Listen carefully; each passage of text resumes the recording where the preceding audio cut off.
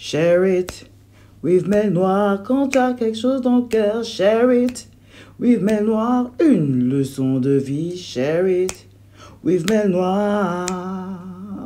Partage-le avec Mel Noir.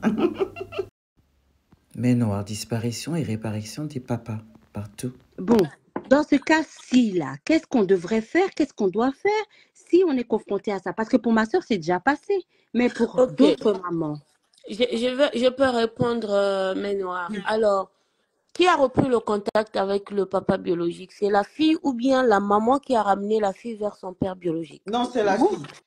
oui, C'est la fille qui a fait la démarche seule. Yes. oui. Donc, c'est la fille qui a informé le père biologique du mariage.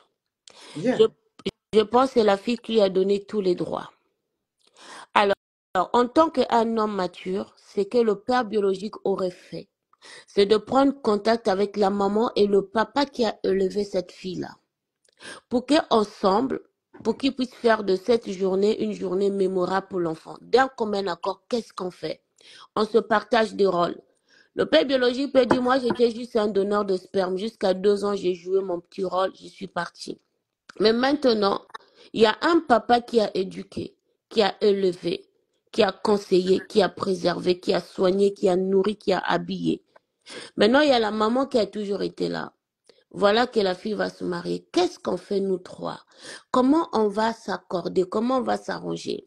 C'est pourquoi je disais tout à l'heure, il faut savoir que pour le papa, c'est un moyen de narguer son ex-femme. Pour dire, malgré tout ce que tu as fait, ce jour-là, je serai là et je vais faire ce que moi je veux. Alors, normalement, la dot, selon nos traditions africaines, doit aller entre les mains du père biologique. Ça, c'est dans nos traditions.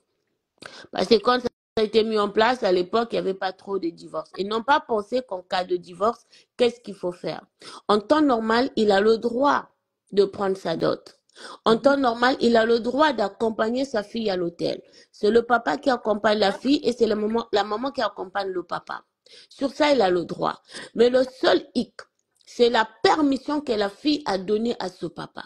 C'est le pouvoir que la fille elle-même a donné à son père qui a tout chamboulé. Pour moi, le vrai problème, c'est la fille qui a pris contact sans dire à sa maman peut-être et qui n'a pas souhaité réunir sa maman, son père qui l'a élevé et son père biologique pour dire comment on fait pour organiser mon mariage. Pour moi, la faute revient aussi à la fille.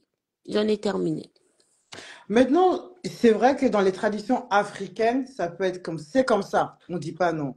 Mais de toi à moi, franchement, et que tous les gens qui nous écoutent aujourd'hui, si tu es vraiment garçon et que tu as la crainte de Dieu, est-ce que tu penses que tu peux accepter ça? Mais non, pourquoi je dis que le papa veut se venger aussi contre la mère? Le papa avait une colère contre la mère. C'est un moyen pour lui de narguer son ex-femme.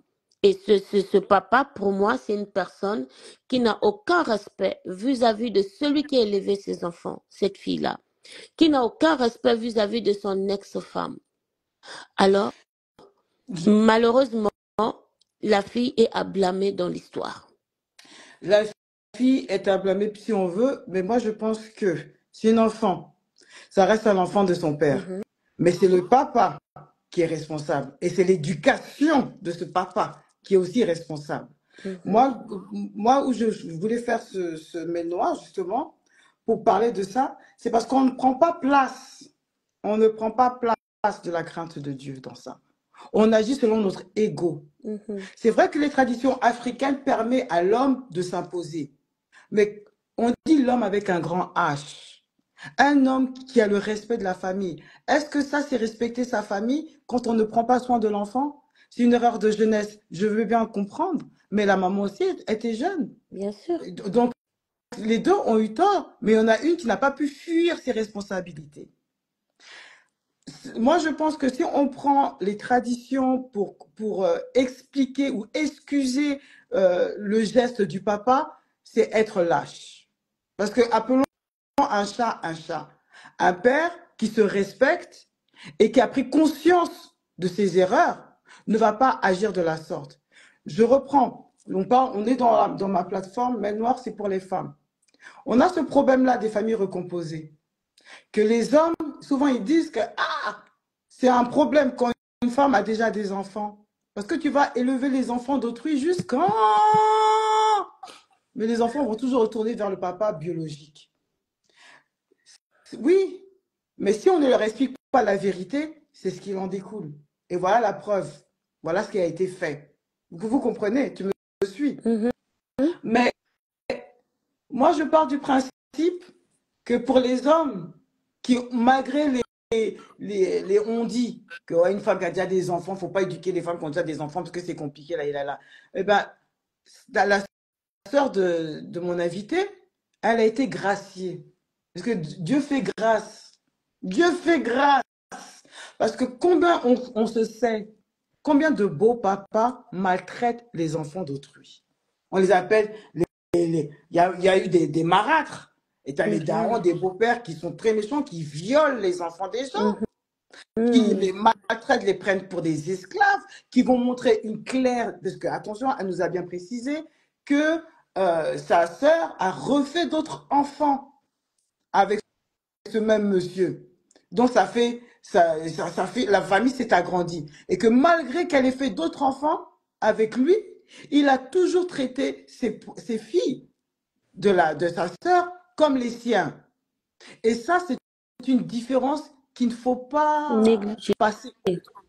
Parce que ça, quand tu es papa, tu dis que vraiment tu aimes tes enfants, parce que ce sont tes enfants biologiques, parce que X, Y, Z. Yeah? Tu dois rendre grâce. Tu dois donner le grand respect que ces enfants-là que tu dis que tu aimes a grandi avec une personne qui s'est bien occupée de tes enfants, de tes propres enfants. Donc, mettons les traditions de côté parce que les traditions, là, on n'a qu'à se dire la vérité en 2025. C'est pas tout, on prend. En tout cas, dites-moi si j'ai tort. Je vois que Cathy dit, c'est une enfant, je blâme le géniteur. Oui, Cathy, 1987. Il y a Myriam Maxo qui dit oui, exactement. Pourquoi?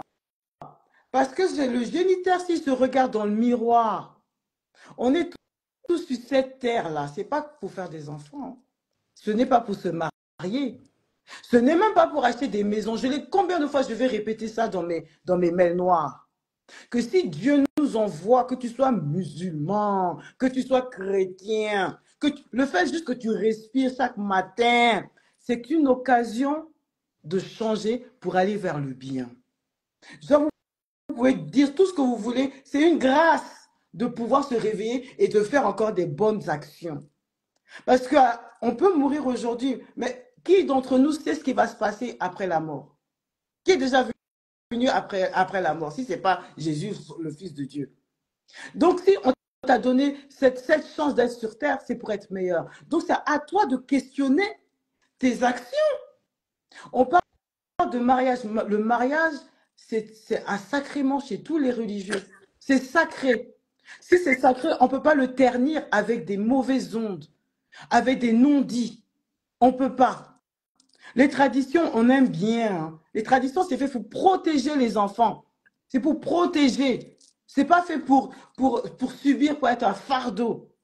Parce que quand on est papa et qu'on aime ses enfants et que son enfant va se marier et qu'on sait qu'on n'était pas là dans les années cruciales de l'enfant, on doit demander le pardon. On doit demander le pardon. Parce que le pardon libère. Et c'est que ce que Dieu cherche que chaque personne sur cette terre fasse, c'est le pardon. C'est le pardon, la reconnaissance de nos erreurs. C'est ça qui va nous libérer, qui va nous permettre d'être plus heureux. Mais si on ne demande pas pardon et au contraire on veut s'imposer, mais ça en dit long sur la personne. Elle m'a raconté cette histoire, c'est pour ça que je me permets de l'inviter aujourd'hui sur ma plateforme. Quand on est un homme, on dit qu'on est homme parce que c'est pas le fait d'avoir, excusez-moi, c'est la nuit, je ne parle, vous avez des hommes, vous avez des choses entre vos jambes. C'est pas que pour faire des ambiances, c'est des preuves que vous êtes quand même un genre masculin, un homme avec un grand H. Prenez des responsabilités. Vous les avez pas, la personne ne les a pas pris dans sa jeunesse. Fair enough, tout le monde fait des erreurs. Mais demande pardon. Il y a un paiement à faire. Il y a une consultation à faire avec la personne qui a éduqué ton enfant. Mais si la personne ne le fait pas, il y a un problème d'ego. Et Dieu nous regarde. Il y a un problème d'ego. Ce n'est pas normal aux yeux de... Je suis sûre que s'il y a des personnes qui sont blanches, qui n'ont pas ce genre de tradition de la dot et de l'équation, des quoi, il va se dire que, donc le mec qui n'était pas là pendant les années cruciales, il s'impose, ok, il va reprendre connaissance avec son enfant, mais jamais à quel moment il est parti voir la maman ou à quel moment il est parti voir le monsieur qui l'a dit pour lui demander pardon et le remercier. Ça, on a escape. La relation d'un père et d'une fille, c'est inexplicable, on le sait. Mais le papa, c'est lui qui a la jugeote. C'est le géniteur qui a la jugeote. Et ce géniteur a des parents, toujours vivants. Nous tous aujourd'hui, on est parents. Pour ceux qui ont des enfants, on est parents. Si on voit que notre enfant a fait du mal, si l'enfant n'est pas encore prêt pour demander pardon, c'est nous qui allons aller de l'avant et aller voir les parents de la jeune fille pour demander pardon. C'est ça l'éducation. C'est pas le fait d'avoir des diplômes, c'est avoir des valeurs. Nos valeurs Mais, africaines, la première valeur africaine, c'est le respect. Je suis désolée. mais Noah, pardon, je voulais rebondir sur quelque chose, si je peux. Go ahead. Je voulais rebondir sur selon ce que tu viens de dire tout à l'heure. Vous savez, dans chaque action qui se passe, mauvaise ou bonne, il faut repartir les responsabilités. Quelle est la responsabilité du géniteur? Quelle est la responsabilité de la maman? Quelle est la responsabilité du père adoptif? Quelle est la responsabilité de l'enfant? Répartissons les responsabilités pour que nous puissions tirer des leçons. Alors, l'enfant, je ne m'acharne pas sur l'enfant. Pourquoi? Parce que moi-même aussi, je suis maman seule. Donc, je sais un tout petit peu de quoi je parle. Comment on peut être ingrate à ce point? Cette fille-là, tu as vu ta maman souffrir avec toi. Tu as vu un papa rentrer dans la vie de ta maman, qui te lève comme si tu étais sa propre fille. Tu as vu quand même les sacrifices de ce beau-père et de ta maman. Mais à quel moment, même si c'est une enfant, du moment où elle est partie en mariage, on ne va plus parler d'enfant. Donc pour moi déjà, elle est adulte, elle connaît les choses de la vie. À quel moment moi, je vais, excusez-moi l'expression, chier sur les sacrifices de ma mère, de mon beau-père, je vais porter l'ingratitude et je vais aller chercher mon père biologique et je vais l'inviter et je vais lui donner tous les droits parce que cette fille avait le droit, elle avait tous les droits pour dire à son père biologique, écoute papa, je ne veux pas t'exclure, mais quand tu viendras, regarde là où sera ta place. Elle est déjà en mariage. Ah oui, mais excuse-moi. Je pense que ces détails-là, elle ne l'a pas dit, mais elle m'a déjà raconté ce déroulement-là. Effectivement, la fille a dit à son père ce qu'il en était. Mais c'est son père qui n'a pas respecté. D'accord, ok. Il est là Ok. le problème. C'est son D'accord. père qui n'a pas respecté les engagements. Voilà pourquoi mon invité dit qu'est-ce qu'il faut faire? Parce que le monsieur a voulu se montrer. Il a voulu s'imposer. Et c'est ça est-ce qu'il avait le droit de s'imposer comme ça, Non, malgré les restrictions de sa fille? il n'avait pas le droit de s'imposer comme Parlons ça. peu, parlons vrai. Je suis d'accord. Parlons peu, parlons vrai. Il n'avait pas ce droit. Et je comprends la fille aussi, parce que c'est quand même le jour de son mariage, elle veut pas de scandale, elle veut que ça se passe très bien. Mais est-ce que la fille, vous vous êtes rassurée par rapport à ton invité? Est-ce que vous êtes rassurée qu'après la fille a mis quand même des choses au point avec son père, Très, par rapport au bien. comportement de son père? Au fait, la fille de ma sœur, au fait, a voulu vraiment très bien faire. Et moi, je pense qu'elle a même très bien fait parce que avant le mariage, elle a voulu réunir tout le monde. Ah, Elle a voulu que son père biologique contacte le père adoptif, donc le père qui a élevé. Elle a voulu que la famille du père biologique rencontre la famille de ma sœur, donc nous, et elle a voulu aussi donner une petite partie du mariage à chacun, c'est-à-dire le papa avait sa part de gloire, c'est-à-dire la dot, la maman avait sa part de gloire, c'est-à-dire l'entrée à la mairie, accompagner sa fille devant le maire, Et le beau-père, donc le monsieur qui a élevé, avait sa part de gloire, c'est-à-dire à la soirée, il pouvait faire son discours. Et le problème, c'est que le père biologique n'a respecté rien de tout ça. Donc la maman n'a pas pu rentrer à la mairie avec sa fille. Le beau-père a fait un discours, il n'a pas été content, mais la fille, après tout ça, a recadré, a expliqué au père biologique que le monsieur qui l'a élevé, on ne peut pas l'effacer, c'est comme ça, elle l'aime et c'est quelqu'un qui est important dans sa vie. Ça remplace pas son père, mais c'est quelqu'un qui est important. Mais ce monsieur, ce père biologique-là, donc c'est-à-dire l'ex-mari de ma sœur, il ne veut rien entendre, il ne veut rien savoir et on a l'impression que la fille de ma sœur, elle souffre pour tout ce problème qu'il y a actuellement. C'est pour ça ma venue aujourd'hui. Savoir qu'est-ce qu'on doit faire maintenant. Puisque le père biologique n'est pas content, n'est pas d'accord, malgré que sa fille essaie de lui expliquer.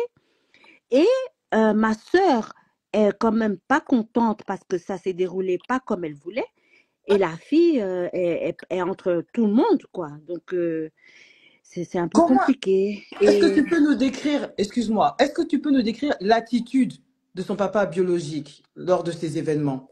ben, lui et sa famille, ben, ils ont tout ce qu'ils ont trouvé à faire au lieu de remercier, c'est d'insulter, c'est d'humilier. Ce monsieur-là qui a élevé les enfants, c'est de l'insulter devant toute l'assemblée. C'est ça qui a été très très choquant pour ma sœur. Et c'est pour ça que ma sœur ne peut même pas venir témoigner parce que c'est trop choquant pour elle. Parce que ce monsieur, elle va le remercier jusqu'à la fin de sa vie. Et la fille est maintenant entre tout le monde et est malheureuse. Elle n'exprime pas, mais moi, je vois qu'elle n'est pas trop à l'aise parce qu'elle voudrait que tout le monde s'entende. Mais maintenant, comment faire pour que tout le monde s'entende? Je ne sais pas. Alors, moi je pense il y a encore une possibilité entre le père biologique, le père adoptif, la maman et la fille. En fait, à l'initiative de la fille, c'est-à-dire que elle recontacte son père biologique. Il faut qu'elle arrive à raisonner son père biologique. Parce que le problème, c'est le père biologique, c'est pas les autres. Si la famille du père biologique s'est permis aussi d'insulter le père adoptif parce qu'ils avaient l'aval du père biologique.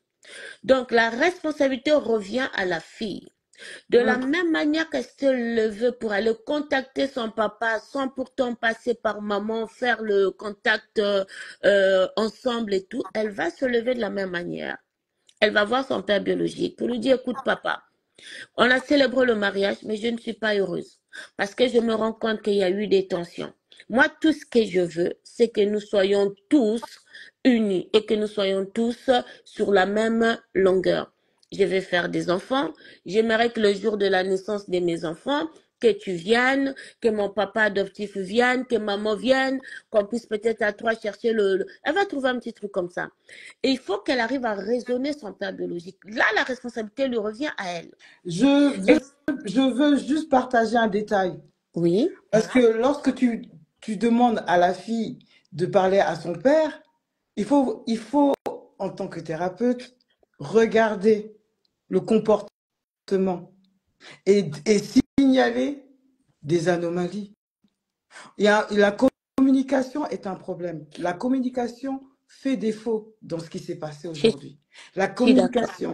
C'est-à-dire que dès le départ, si on l'a bien écouté, la fille a déjà prévu. Elle a déjà dit le déroulement. Le papa biologique, il est passé autre. Il n'a pas respecté son engagement vis-à-vis de sa fille, vis-à-vis du mariage, vis-à-vis de la maman, vis-à-vis du beau-père qu'il a éduqué. Il y a un comportement qu'on peut très vite voir. Et ce n'est pas parce que c'est en vogue ce mot-là. C'est parce que c'est décrit le pervers narcissique. Tout à fait. Ce n'est pas un mot que je vais dire parce que ça sonne bien. Je ne veux pas vous dire que je me permets parce que j'aime bien ce mot. Vous regardez les caractéristiques d'un pervers narcissique. Voici les caractéristiques d'un pervers narcissique selon Stéphanie Lebris, sexothérapeute. Lisez bien et maintenant écoutez. C'est le manque d'empathie. C'était que c'est vrai que madame, elle a éduqué son enfant tout seul quand j'étais partie, que c'était dur, que réunir son famille, ce que tu veux, financièrement, c'était très difficile, bla, bla, bla, bla, bla. C'est comme ça, il l'entend. C'est pas son problème. Lui, c'est le père génétique. C'est grâce à son sperme que sa fille est là. Ça, c'est le manque d'empathie. Vous êtes d'accord? Je continue. On vous dit le besoin d'être admiré. Je dis bien le besoin d'être admiré. Qu'est-ce que le papa a dit pour que sa fille l'invite même à son mariage? Les enfants, une fille a toujours besoin de son papa. On peut monter, descendre, on ne va jamais l'enlever. Parce que la fille, quand son papa est vivant, son papa est vivant. On peut pas couper ça. C'est inexplicable.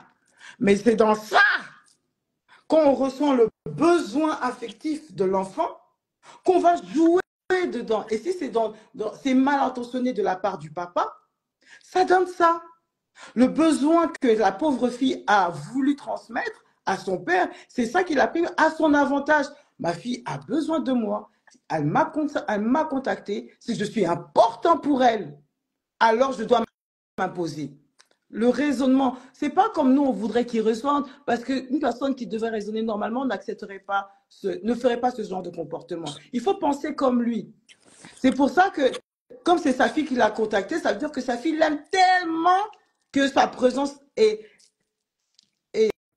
primordiale. Ça, c'est son besoin d'être admiré. Donc, il s'octroie le droit d'être présent. Bien sûr, il vient pour narguer, en un mot. Après, on vous parle que le pervers narcissique, il est manipulateur. C'est-à-dire, il va te manipuler. Alors, toi, je sens qu'il y a de la manipulation dans ça. Il y a de la manipulation pour se faire passer pour une victime, pour se donner le droit d'être fâché, de ne pas avoir de sentiments pour la personne qui a éduqué son enfant, parce qu'il se met au-dessus de cette personne, parce que c'est son droit sanguin, son droit, le fait qu'il a mis son sang dedans. Lui, il voit que ça, mais il ne voit pas tout le travail derrière que le monsieur a fait. Il y a l'arrogance. On parle de jalousie, le fait que si le beau papa il parle, ça veut dire que tout le monde va savoir que c'est lui en fait qui a fait le travail le plus dur. Et moi, j'aurais l'air de quoi en tant que papa biologique? Ah non, ça ne va pas se passer. Vous avez vu le raisonnement? Les décisions ne sont plus logiques et il a une conviction qu'il a le droit de s'imposer. Et le pire, il est complètement égocentrique. Tout tourne autour de lui. Et c'est ce qu'il a fait, dans son comportement et dans ses agissements. C'est ce qu'il a fait, c'est ce qu'il a reproduit. Je ne pourrai jamais blâmer la mariée. Parce que la mariée, c'est la mariée. C'est la mariée. Elle a fait son planning, ça devait être comme ça. Le papa, il a tout chamboulé. Et moi, c'est cette conduite-là que je veux vraiment traiter. On n'a qu'à se dire la vérité. Parce que beaucoup de papas s'octroient le droit de s'imposer dans la vie des enfants quand ils sont adultes, sous prétexte qu'il y a le sperme qui en fait que l'enfant est là. Ça ne suffit pas. Ça ne suffit pas parce que c'est le même sperme qui vous donne l'obligation de payer des droits alimentaires, de la pension alimentaire. Mais vous ne les respectez pas. Mais quand il faut se montrer pour dire que c'est vous les papas que non, là vous êtes là. Là vous faites la grande bouche en fait. C'est ça que Dieu nous regarde. J'ai menti ou pas? Est-ce que j'ai menti? Dites-moi, arrêtez-moi si j'ai menti. Non, tu es tout à fait sur... Moi, ce mail noir, il est pour ce contexte-là, précis. Quand un homme voit un autre homme gérer sa progéniture, ça va forcément déranger. Mais on dit qu'on est des Africains. Les Africains riment avec la famille. Que fait la famille? Que fait la famille? Mais non, pardon. Ça ne les dérange pas quand les enfants sont petits. Ces papas-là, biologiques, quand tu vois un autre homme prendre soin de ses enfants quand ils sont petits, non, ça ne les dérange pas. Mais c'est une fois adulte Là où ils savent que l'enfant va certainement travailler, elle va se marier, et là maintenant il réapparaît du style j'étais dans le coma pendant que tu étais enfant, et maintenant je viens de me réveiller, dis-moi tu es à quel niveau de ta vie. Alors je voulais juste enfoncer un peu le clou. Ces genres de pères qui pensent même que donner une pension alimentaire, c'est prendre soin de leur ex-femme. C'est des personnes qui sont des vrais dangers publics. Pourquoi? Parce qu'ils oublient que, je parlais de la petite pension alimentaire qu'ils donnent aux enfants. Pour ceux qui le donnent, parce que ce n'est pas tous les papas qui les donnent. Ils oublient que dans la pension alimentaire, il n'y a pas que besoin d'argent pour élever un enfant. Quand tu es seul pour les élever, tu as besoin, tu sacrifies ton temps, ton énergie, un peu de ton argent, de ton sommeil. Est-ce qu'ils pensent que, par exemple, avec les 100 euros, 200 euros de pension qu'un père peut donner, est-ce que s'il prenait une nounou pour cet enfant-là, il aurait donné que 200 euros? Alors, les papas qui disparaissent quand les enfants sont petits, après, il faut savoir pourquoi ils disparaissent aussi. Attention, il faut d'abord connaître le contexte pour lequel il y a eu séparation. Si c'est un papa immature qui part, pour moi, même si nous avons nos traditions, une fois qu'il est parti, il oublie cet enfant de toute sa vie. Peut-être que je suis un peu radicale. Mais le papa qui part pour d'autres raisons, par exemple, qui peuvent s'expliquer qu'il y a eu une séparation et qui a continué à prendre soin de ses enfants, lui, là, il est invité à la table du mariage. Mais du moment où tu t'éclipses, tu disparais pour toujours. Parce que l'enfant a plus besoin de son papa quand il est petit. Au moment où l'enfant a encore ses insécurités. Au moment où l'enfant a besoin d'une figure paternelle à l'école. Vous savez, parfois à l'école, on insulte des enfants des bâtards, on ne connaît pas ton père. Quand l'enfant voit les autres papas venir pendant les réunions de parents, lui, son papa ne vient jamais. Quand l'enfant voit pendant les sorties scolaires, le papa accompagne les autres enfants. Lui, son papa ne vient pas. La remise de bulletins, son papa ne vient pas. Personne ne connaît le visage de ce papa. Et on va même traiter les enfants de bâtards. Et toi, dans ton coin, tu fais ta vie avec une autre femme. Tu vis ta vie, tu attends comme si c'était une graine que tu as plantée dans la forêt. Dieu a arrosé, a mis le soleil, la lumière, et tu viens juste pour cueillir les fruits. Non! Non, c'est pas maintenant. Ça, c'est justement ce travail que tu viens d'énoncer que le beau papa a fait. Et maintenant, tu veux te lever, tu tapes sur ta poitrine pour dire que... Moi, je viens, c'est moi le géniteur. Mais le géniteur, ça suffit pas. On devient un père en une seule action, un seul jour, en quelques secondes, tu es enceinte. Mais on devrait, un vrai papa, c'est dans les actions de tous les jours. Alors, je pense que, comme tu l'as dit, un grand pervers narcissique, ce monsieur, qui vient voler la vedette à la maman et au beau-père, qui ont sacrifié leur nuit, qui ont sacrifié leur sommeil, qui ont sacrifié leur énergie pour élever cet enfant-là. Et moi, je pense que si seulement si c'était à refaire, il fallait dire à votre nièce qu'il devrait y avoir une réunion entre les trois, les deux papas et la maman et plus elle-même. Repartir les rôles d'un commun accord. Papa, je t'appelle parce que je porte ton sang. Mais je pense, Oui. excuse-moi de te couper, mais je pense que là, tu n'as pas dû faire attention, mais cette partie-là a déjà été faite. Je suis d'accord, mais est-ce qu'elle s'était rassurée déjà de l'état émotionnel de son papa biologique? Est-ce qu'elle savait à qui elle avait apparemment, affaire apparemment, il était d'accord. Maman, c'est bien ça. Oui, jusqu'à la dernière seconde, hein, jusqu'à la mairie, jusqu'à la veille, parce que la dot s'est fait la veille. Donc la veille, Changer d'avis. ils étaient au courant que ça se passerait comme ça, que la maman accompagnerait sa fille. l'enfant, voilà. Mais le jour de la mairie, donc le lendemain, à la dernière seconde, ce monsieur a décidé que non, ça se passerait pas comme ça, tout seul, sans même demander à Sans sa consulter fille. sa fille. Voilà, sans consulter personne. Il veut garder la vedette. Voilà. D'où le PN. Un vrai PN. Voilà ça. Quelqu'un qui ne respecte pas ses engagements, ta sœur a bien eu raison de quitter cet homme. Eh bien, la preuve. Il ne respecte pas ses engagements. Voilà pourquoi je fais ce mail noir, pour qu'on puisse comprendre les comportements des gens. Likez la vidéo, appuyez sur les j'aime, la suite, ça arrive. Hey la famille, n'oubliez pas de me suivre dans les réseaux, Instagram, @mailnoir, et sur TikTok, Mailnoir Motema.